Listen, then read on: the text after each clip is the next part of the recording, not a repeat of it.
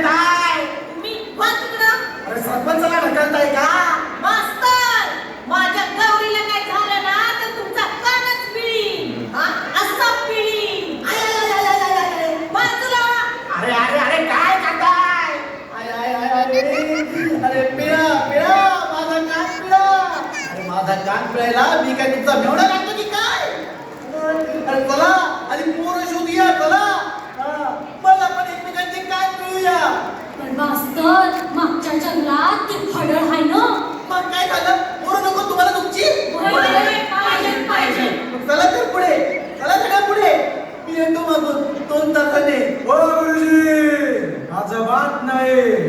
तुम्ही पुढं आम्ही माग. असं कसं पोरं कोणाची? तुमची म्हणजे तुमच्या शाळेतली.